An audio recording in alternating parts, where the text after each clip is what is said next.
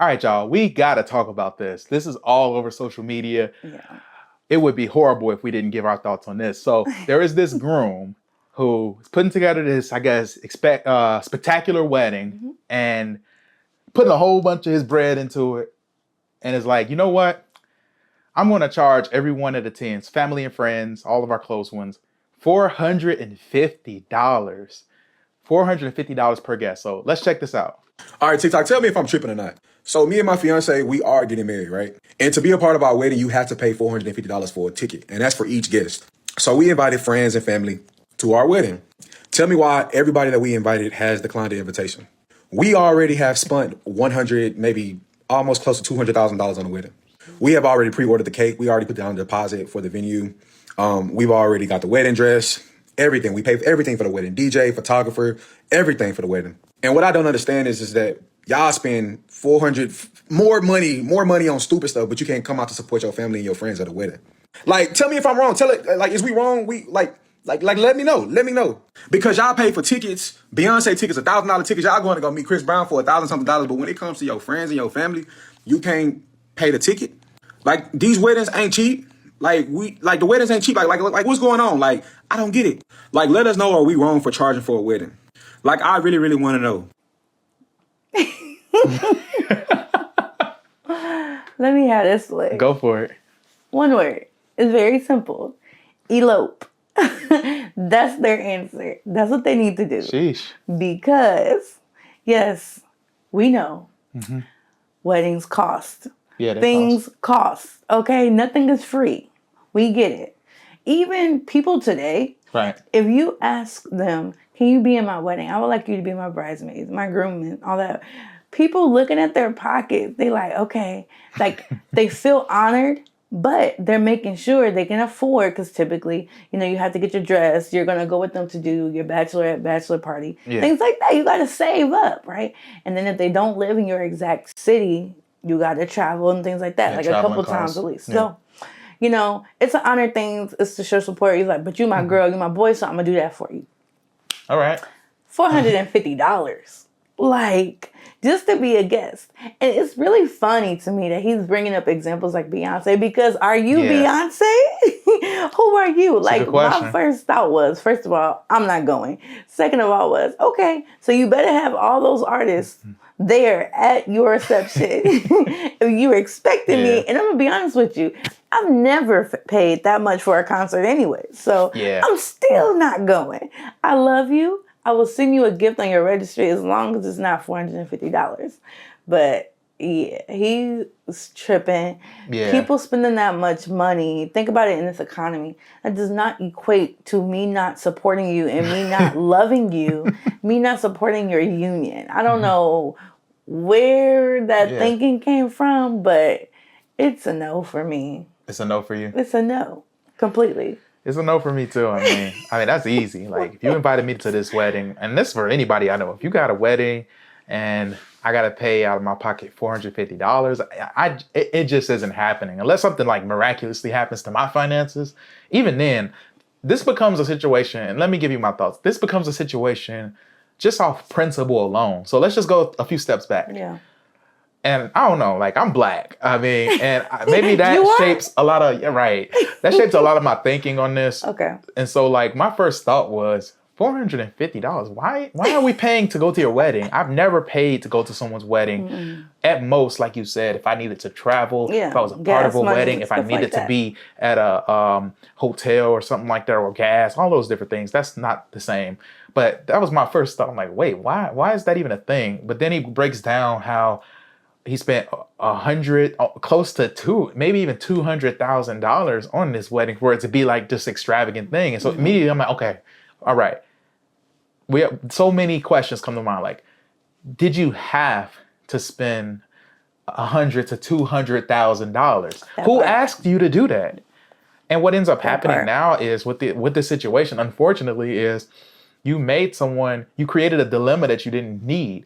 You created a dilemma where, now I have to put my loyalty to you as a family member and my love for you up against my pockets. And you've created a dilemma now where it's like, I have to come out of my pocket for something that you could have just, it's a lot of different things. You said elope, but it's like they could have done a million different approaches for their wedding. Like, I don't get that. And this is a larger conversation. This isn't to just cherry pick, because people post stuff on TikTok. I don't even know if this is real or not, but it definitely is one of those things like, what? All I can say is there is some truth into how people approach weddings and their special day and the amount of debt that they go into and they bring into a marriage. It's a big thing. And I feel like he's completely approaching this backwards. The way that he should have approached this is, okay, what do we desire to do for a wedding? And I'm not even saying I agree with this, but I'm just going to give it a more practical framework. Okay. What do we desire for our wedding? We desire this. You write out all the things, you come out, craft all your ideas, right? And then you look at how much that's going to cost. And then you look at how much you bring in, how much you have in your savings, and when you would actually be able to meet that cost.